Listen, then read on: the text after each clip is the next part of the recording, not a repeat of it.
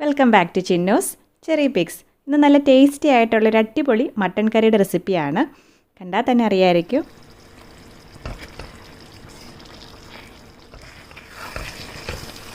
ഇത് റെസ്റ്റോറൻറ്റിലെ നല്ല അടിപൊളി മട്ടൻ കറിയുടെ ഒരു ടേസ്റ്റാണ്.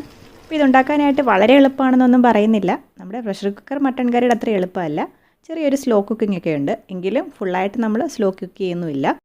പിന്നെ നമ്മൾ സവാളയിലെയും കൊച്ചുള്ളിയൊക്കെ ഉപയോഗിക്കുന്നുണ്ട്. സാധാരണ ഇൻഗ്രീഡിയൻസ് ഒക്കെ തന്നെയാണ്.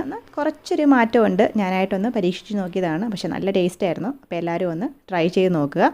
അപ്പോൾ അതിനായിട്ട് നമുക്ക് ആദ്യം ഒരു പ്രഷർ കുക്കറിലോട്ട് കുറച്ച് നെയ്യ് ചേർത്ത് കൊടുക്കാം. ഇനി ഇതിലോട്ട് ഞാൻ കുറച്ച് ബേ ലീവ്സ് ഇട്ട് കൊടുക്കുകയാണ്. ഈ ബേ ലീവ്സ് ഇട്ട് കൊടുക്കുന്നത് നല്ലൊരു മണം കിട്ടാനായിട്ട് സഹായിക്കും. ഇനി ഇതിലോട്ട് ഒരു നുള്ള് പെരുംജീരകവും ഒരു ചെറിയ കഷ്ണം പട്ടയും ചേർത്ത് കൊടുത്തിട്ടുണ്ട്. നമ്മൾ ചെറിയ തീയിൽ നല്ലൊരു മണം വരുന്നിടം വരെ ഒന്ന് വാട്ടുക. അതിനുശേഷം നമുക്ക് 1/4 ടീസ്പൂൺ മഞ്ഞൾപ്പൊടിയും ഒരു നുള്ള് കുരുമുളക് പൊടിയും ചേർത്ത് കൊടുക്കാം. നമ്മളിതൊരു ഫ്യൂ സെക്കൻഡ്സ് ഒന്ന് ഇളക്കിയിട്ട് തീ ഓഫ് ചെയ്ത് വെക്കുക. എന്നിട്ട് വേണം നമ്മൾ മട്ടൺ ചേർത്ത് കൊടുക്കാനായിട്ട്. ഞാൻ 1 കിലോ മട്ടൺ എടുത്തിട്ടുണ്ട്. മട്ടൺ ചേർത്ത് കൊടുത്തതിന് ശേഷം വേണം നമ്മൾ തീ ഓൺ ചെയ്യാനായിട്ട്. നമ്മളിതൊന്ന് തന്നെ ഒരു മീഡിയം ലോ ഫ്ലെയിമിൽ വെച്ചിട്ടൊന്ന് ഇളക്കിയെടുക്കുക. ഇങ്ങനെയൊക്കെ ചെയ്യുന്നത് നല്ലൊരു ഫ്ലേവർ കിട്ടാനായിട്ട് സഹായിക്കും. ഇനി ഞാനിതിലോട്ട് കുറച്ച് കറിവേപ്പില ചേർത്ത് കൊടുത്തിട്ടുണ്ട്.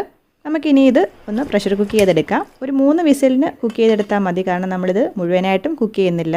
മട്ടൺ കുക്കാവുന്ന സമയത്തിന് ഞാനൊരു കടായിലോട്ട് കുറച്ച് നെയ്യും ബാക്കി വെളിച്ചെണ്ണയും ചേർത്ത് കൊടുത്തിട്ടുണ്ട്. ഇനി ഇതിലോട്ട് നമുക്ക് 3 പച്ചമുളക് സ്ലിറ്റ് ചെയ്തതും കുറച്ച് കറിവേപ്പിലയും ഇട്ട് നല്ലപോലെ ഒന്ന് വാട്ടിയെടുക്കണം. ഇതൊന്ന് നല്ലപോലെ വഴണ്ട് വന്ന് കഴിയുമ്പോൾ നമുക്കിതിലോട്ട് ഒരു ഹീപ്പ് ടേബിൾ സ്പൂൺ ഇഞ്ചിയും വെളുത്തുള്ളിയും ചതച്ചത് ചേർത്ത് കൊടുക്കാം. സമാസമമാണ് ചതച്ചെടുത്തിരിക്കുന്നത്. അതിൻ്റെ ഒരു പച്ചമണം ഒന്ന് മാറിക്കഴിയുമ്പോഴത്തേക്കും ഞാൻ 1 കപ്പ് കൊച്ചുള്ളി ചേർത്ത് കൊടുക്കുകയാണ്. ഞാൻ വലിയ കൊച്ചുള്ളി മാത്രം 1-2 കട്ട് ചെയ്തിട്ടുണ്ട്. ബാക്കിയൊക്കെ അതുപോലെ തന്നെ ചേർത്ത് കൊടുക്കുകയാണ്. ഇതിലോട്ട് 1 ടീസ്പൂൺ ഉപ്പും കൂടെ ചേർത്ത് നമുക്കൊന്ന് വാട്ടിയെടുക്കണം. ഇതൊന്ന് അടച്ച് വെച്ച് വാട്ടാന്നുണ്ടെങ്കിൽ പെട്ടെന്നൊന്ന് വാടി കിട്ടും. അപ്പോൾ ഞാനൊരു 4 മിനിറ്റ് ഇതൊന്ന് അടച്ച് വെച്ച് കുക്ക് ചെയ്യുവാണ്. ചെറിയ തീയിലാണ് വെച്ചിരിക്കുന്നത്. 4 മിനിറ്റ് ആയിട്ടുണ്ട്. നല്ലൊരു മണമാണ് ഇത് തുറന്നപ്പോൾ. അപ്പോൾ നമുക്കിത് നല്ലപോലെ ഒന്ന് വാടി കിട്ടിയിട്ടുണ്ട്. ഇനി നമുക്കിതിലോട്ട് സവോള ചേർത്ത് കൊടുക്കാം. ഞാൻ 2 ചെറിയ സവോള നൈസായിട്ട് അരിഞ്ഞതാണ് ചേർത്ത് കൊടുക്കുന്നത്. ഇത് ഇത്രയും ചേർത്ത് നമുക്ക് ചെറിയ തീയിൽ തന്നെ ഒന്ന് വാട്ടിയെടുക്കണം. ഉള്ളിയൊക്കെ ഒന്ന് വാടി വന്നിട്ടുണ്ട്. നമുക്കിനി ഇതിലോട്ട് പൊടികൾ ചേർത്ത് കൊടുക്കാം. അതിനായിട്ട് 1 table spoon heap table spoon മല്ലിപ്പൊടിയും 1 ടേബിൾ സ്പൂൺ കശ്മീരി ചില്ലി പൗഡറും പിന്നെ 1/4 ടീസ്പൂൺ കുരുമുളക് പൊടിയും 1/2 ടീസ്പൂൺ മഞ്ഞൾപ്പൊടിയും 3/4 ടീസ്പൂൺ ഗരം മസാലയുമാണ് ചേർത്ത് കൊടുക്കുന്നത്. നമ്മുടെ മുളക് പൊടിയെക്കാട്ടിലും ഒരു ഇച്ചിരി കൂടുതലാണ് നമ്മൾ മല്ലിപ്പൊടി ചേർത്ത് കൊടുത്തിരിക്കുന്നത്. തീ ഏറ്റവും കുറച്ച് വെക്കാനായിട്ട് പ്രത്യേകം ശ്രദ്ധിക്കുക. ഇനി ഒരു തക്കാളി അരിഞ്ഞതും കൂടെ ചേർത്ത് കൊടുത്തിട്ട് നമുക്കിതൊന്ന് വാട്ടിയെടുക്കണം. ഞാനിത് വാട്ടാൻ നേരം നമ്മുടെ കുക്ക് ചെയ്ത് വെച്ചിരിക്കുന്ന മട്ടൻ്റെ അകത്തുനിന്ന് കുറച്ച് സ്റ്റോക്ക് ഒന്ന് ചേർത്ത് കൊടുക്കും. നല്ല നെയ്മയമൊക്കെ ഉള്ള സ്റ്റോക്ക്. ഇങ്ങനെ ചെയ്യുന്നതുകൊണ്ട് 2 ഗുണമുണ്ട്. നമ്മുടെ പൊടി കരിയാതിരിക്കും. അത് മാത്രമല്ല, നമ്മൾ ഒരുപാട് എണ്ണ ഉപയോഗിക്കേണ്ട ആവശ്യമില്ല. സ്റ്റോക്കിലെ തന്നെ നെയ്യ് കൊണ്ട് നല്ലൊരു മയം കിട്ടുകയും ചെയ്യും. അപ്പോൾ ഈ മയത്തിലിരുന്ന് തന്നെ ഇതൊന്ന് വാടി വരട്ടെ. നല്ലൊരു മണമാണ് കേട്ടോ ഇതൊക്കെ ഒഴിച്ചു കൊടുക്കുമ്പോഴത്തേക്കും. ഒരു ബിരിയാണിയൊക്കെ വെക്കുന്ന ഒരു മണം വരും.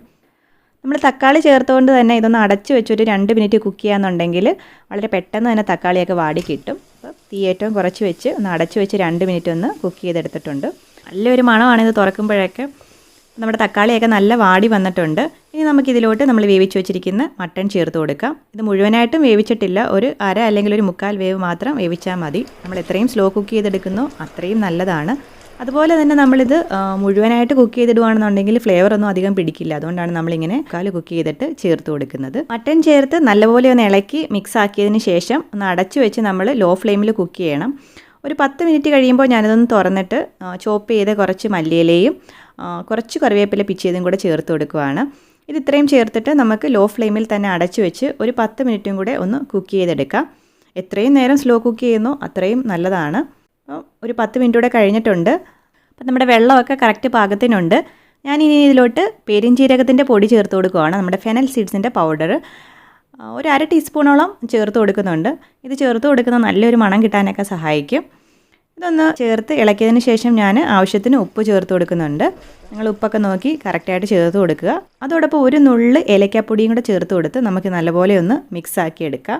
നമുക്കൊരു 2 മിനിറ്റ് നിന്ന് അടച്ചു വെച്ചൊന്ന് കുക്ക് ചെയ്യാം. നിങ്ങൾ വെന്തോന്നൊക്കെ നോക്കിയിട്ട് അതിനനുസരിച്ച് ടൈം അഡ്ജസ്റ്റ് ചെയ്യുക.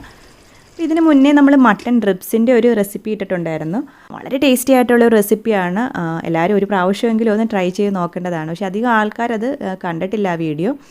നമ്മുടെ മട്ടൺ ആവശ്യത്തിന് നമ്മൾ കുറുക്കിയെടുക്കുക. കുറച്ച് സമയം എടുത്ത് കുക്ക് ചെയ്യുന്നുണ്ടെന്നേ ഉള്ളൂ, വേറെ പാടൊന്നുമില്ല.